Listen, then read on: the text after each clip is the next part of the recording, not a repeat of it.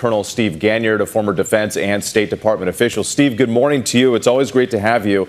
So let's go back and start with these annexed regions. The U.S. and its allies call it an illegal land grab. How might Russia respond now if Ukraine makes a move to take these territories back? And how real is that nuclear threat we keep hearing from Putin?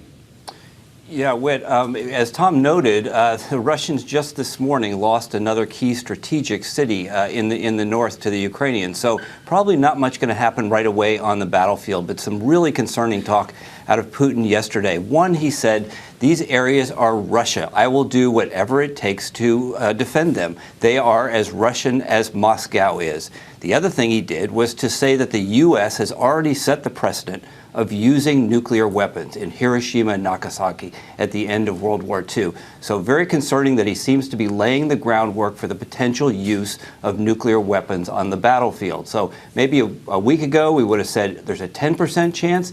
I think we're probably closer to 25% chance. And Mr. Putin continues to talk himself into a corner, and it's hard to see a way out. Certainly an alarming escalation there. Let's talk about the Biden administration, how they're responding. They announced another round of sanctions, penalties, visa restrictions.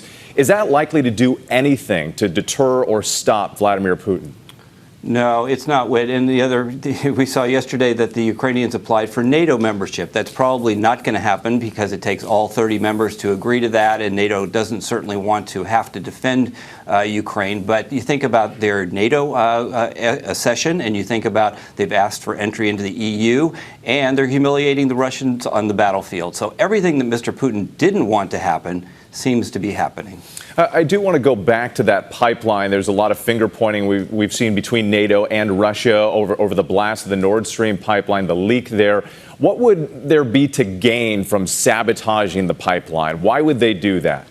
Yeah, well, given Russians' behavior and how they've broken with the West, there was no chance that pipeline's ever going to get used again. And so I think what was most interesting was on the same day those explosions occurred, the Danes were celebrating a new pipeline underneath the Baltics, coming in, bringing gas from Norway into Europe. So this is a not so subtle message from the Russians saying, it's a nice pipeline you got there, but don't count on it being safe in the future. So more saber rattle, more intimidation from the Russians. It certainly is. Colonel Steve Ganyard, we always appreciate your time. Thank you. Well, hey there, GMA fans. Robin Roberts here. Thanks for checking out our YouTube channel. Lots of great stuff here. So go on, click the subscribe button right over here to get more of awesome videos and content from GMA every day, anytime.